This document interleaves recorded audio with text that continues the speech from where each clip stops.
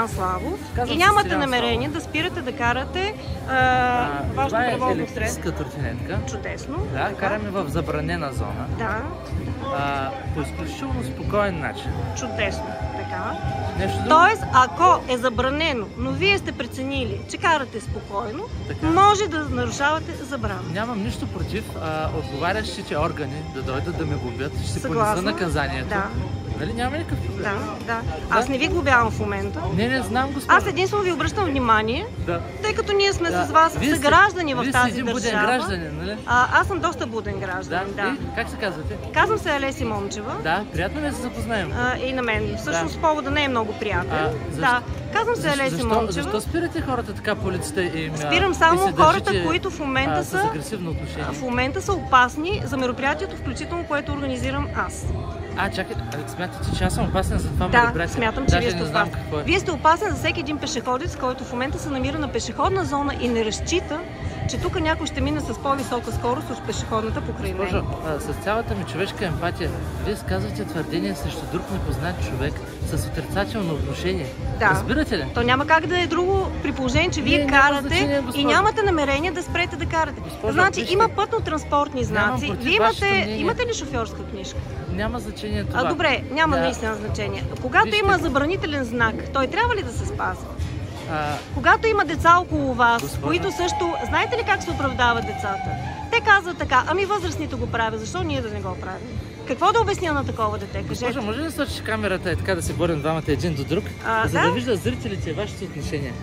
То се чува, моите отношения се чува. Не, искам да виждат вашата реакция на гласа. Моята реакция е съвсем адекватна за случая. Вие нарушавате закона, вие нарушавате моето право, като... аз съм лице, което иска да си защити правата. Аз съм пешеходец, намирам се на пешеходна зона и това означава, че аз разчитам около мен да са само пешеходци. Може ли да ви разкажа един случай? Не. Значи аз съм скиор, паднах и си напуках рамото. Много лошо. И ме предупредиха, че ако го разместя, при най-малкото движение, ако го разместя, ще имам много сериозни операции, които ще ми костват години възстановяване. Така, точно тук, намирайки се на пешеходна зона, зад гърба ми изкочиха две колелета на задни губи. Честно ви кажа, много ме стреснаха и аз отскочих и задръпнах. И изпитах огромна болка. Разбирате ли? Когато съм, ако съм на пътното платно и има коли там, аз горе-долу ще съобразя, че може покрай мен да мине нещо, което е опасно за мен. Но когато съм на пешеходна зона, аз разчитам, че около мен са само такива като мен пешеходци. Да, разбирам. Така. Разбирам вашето и някой колоездач или такъв като вас може да ме вкара в огромни филми, без дори да разбере какво е причинил на другия човек. Затова, особено в неделя, ние наистина държиме тук хората да се научат и да спазват законите. Може ли да дойдете с мен да ви посоча знака, който вие трябва да спазвате? Независимо дали сте симпатичен, дали аз съм несимпатична. Не, това няма никакво значение. Дали карате бавно. На знака не пише забранено, но аз карам бавно, затова не е забранено. Може ли вие да ме слушате? Да, кажете. Напълно разбирам и съм съгласен с вашата теоретична позиция. Не съм съгласен с отношението, с което вие подхождате. Така. Отношението е изключително важно в човешката комуникация. Има зачитане, уважение към личността, има елементарна етика. Вие сте нападателна. Значи, моята интонация съответства на... Преди дори да пуснете камерата. Не, моята интонация съответства на ситуацията. На пешеходната зона. Не, госпожо, тя може да е базирана ситуацията на ваш предходен минал опит, нали? Така, добре, кажете какво трябва, как точно да разговарям с вас, вие да всъщност да чуете аргументите ми, а да не реагирате на интонацията. Затова си позволих да ви опонирам и да не се съглася с вас. Само за това. Преди малко, защото вие се отнесохте твърде остро атакуващо.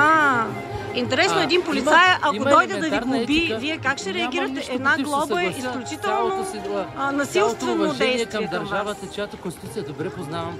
Ще си понеса каквото е необходимо, нямам никакъв проблем да му глобят хората. Чудесно.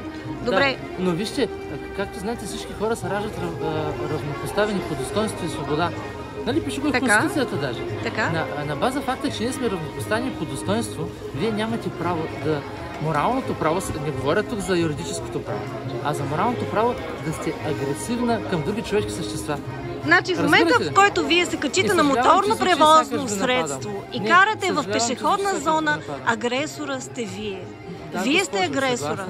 Значи оттам нататък, не, вие сте агресор. И това ви дава вие право. Вие сте агресор. Това ми дава право. Аз не ви нападам. Значи аз не ви нападам. Аз съвсем нормално ви помолих.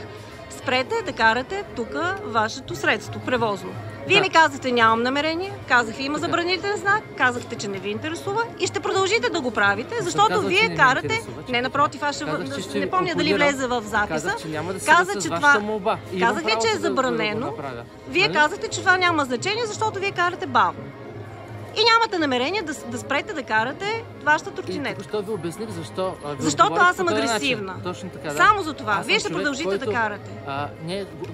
Аз имам чувството, че вие сте на... Извинявайте, дано не ви обидя. Имам чувството, че вие сте на 7 години.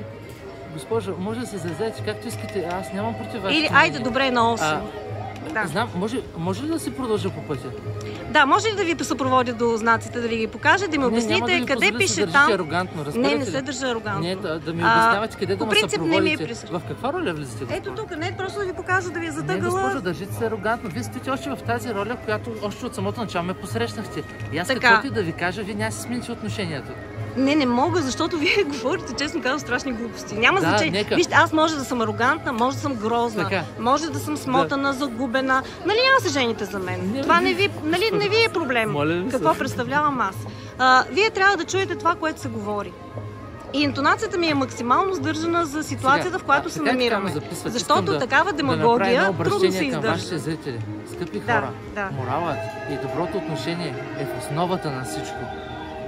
Морала включва ли спазването на закона в България? Споменахте Конституцията. Включва ли морала спазването на закона? Не, спазването на закони. Влизат ли в понятието морал? Когато нещо е забранено, това да се спази, харесва ли ни или не, то просто да се спази. Не, говорим за морал. Не прескачайте. Влиза ли понятието морал, спазването на законите? На нашата страна. Обясних ви защо ролята, в която не, отговорете ми, да или не?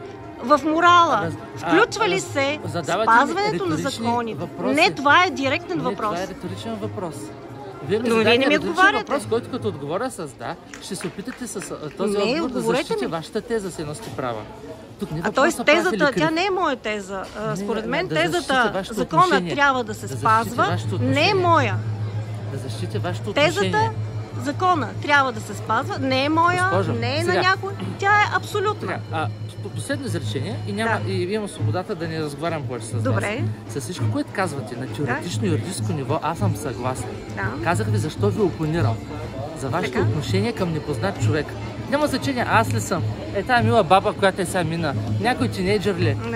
Нямате това морално право. Съжалявам, че звучи като атака.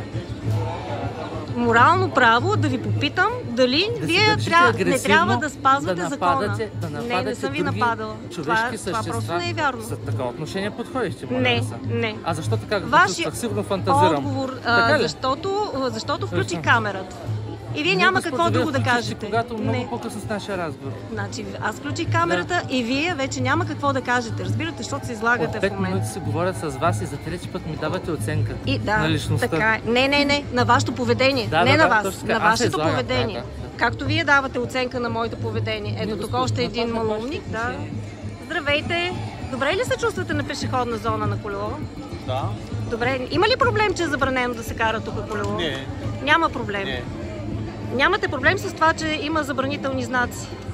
5 минути говоря с госпожата, която се кара. И какво ще правиме сега? Моля? Тоест тук навсякъде е забранено да се влиза с колелета. Вие от чие ме питате? Аз питам от името на пешеходец, който иска на пешеходната зона да се чувства, който се намира на пешеходна зона.